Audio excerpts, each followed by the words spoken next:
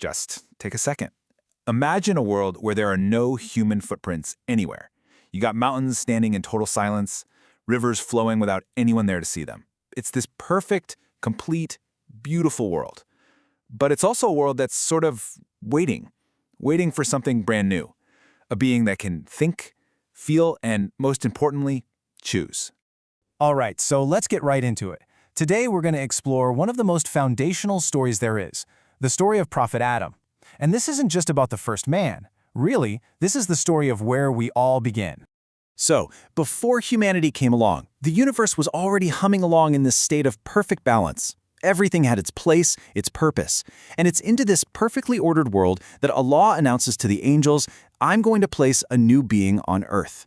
Now, the purpose for this new creation was huge. Humanity was meant to be a Khalifa, which means a caretaker, a guardian, a representative on earth. The angels, they're beings of pure obedience, and they respectfully asked, why? They knew this new being would have free will, which can get messy. But Allah's answer was both simple and profound. I know that which you do not know. So, how is this first human actually made? Well, the story goes that he was created from clay, but not just any clay. It was soil gathered from all over the world. Different colors, different textures, and that's seen as the beautiful reason for all the diversity we have in humanity today. So Adam's physical body was formed, complete, but still lifeless. And right here, this is the moment everything changes. Allah breathes a soul into that form of clay, and just like that, Adam's eyes open. Human life begins. Can you even imagine that first breath? That first sight being a paradise beyond anything we could possibly dream up, a place of just pure peace. But Adam wasn't just given life. He was given these incredible, unique gifts. Allah taught him the names of everything, giving him this amazing capacity for knowledge and understanding. The ability to learn and categorize, that became one of our greatest strengths. And when the angels saw this, they got it. They understood the wisdom behind his creation. And this is where we see the first great test unfold.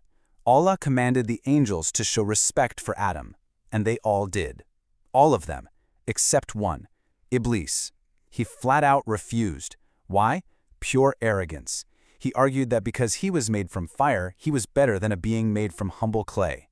That pride was his downfall, and in that moment, he vowed he would spend his existence trying to mislead humanity. And just like that, the stage was set for this constant struggle between doing the right thing and giving in to temptation. So Adam wasn't alone in paradise. He had his companion, Hawa, or Eve, and together they had everything you could possibly want. Every blessing was theirs. There was just one rule. A single thing they were told not to do. It all started with a whisper. Iblis, true to his word, came to them and started planting seeds of doubt, promising them an eternal kingdom if they just ate from that one forbidden tree. And slowly but surely, that little bit of curiosity got the better of them. They made a choice. They ate from the tree. And in an instant, they felt it. This overwhelming sense of their mistake. A feeling of vulnerability they had never, ever known before. Okay, but here's the most important part of the whole story. It's not actually about the mistake. It's about what happened right after they made it. This is the lesson that, in this tradition, really defines the whole human experience. This is everything, right here. Adam didn't make excuses. He didn't point fingers. He didn't try to hide what he did. He immediately owned it, took full responsibility, and turned directly back to his Creator, asking, with all his heart, for forgiveness. And the answer came back immediately: acceptance. This moment sets up one of the most fundamental principles. We as humans are not defined by our screw-ups. We're defined by our ability to come back from them, to learn, to grow. Forgiveness is always on the table. So their journey continued on Earth, and it's so important to see this as not just a punishment. In fact, it was the beginning of humanity's real purpose. Earth was the place to learn, to strive, to build a life that had real meaning. I mean, can you imagine those first days on Earth? The feeling of rough ground instead of the gardens of paradise, the changing weather, everything was brand new. But they weren't left alone.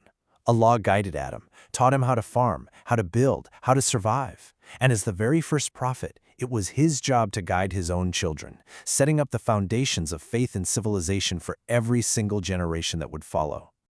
So, why are we still talking about this story thousands of years later? Why does it feel so relevant? Well, because in a lot of ways, it's not just Adam's story, It's our story too. It's a mirror of the journey that every single one of us goes through in life. And that really brings us to the big question we all have to ask ourselves, right? When we mess up, when we fall short, and we all do, what defines us in that moment? Is it the mistake itself? Or is it our ability to get back on our feet, to learn from it, and to try to do better? I think the biggest takeaway here is this incredible sense of hope. This story is a constant reminder that no matter how lost we might feel or how far off track we think we've gone, that door to mercy, to forgiveness, it's never locked. It is always open for anyone who genuinely wants to turn back. And that is just a perfect way to look at it. This isn't a story about a permanent fall from grace. It's a story that starts with a mistake, for sure, but it is ultimately defined by forgiveness. It's a journey that began and a journey that continues for all of us with hope.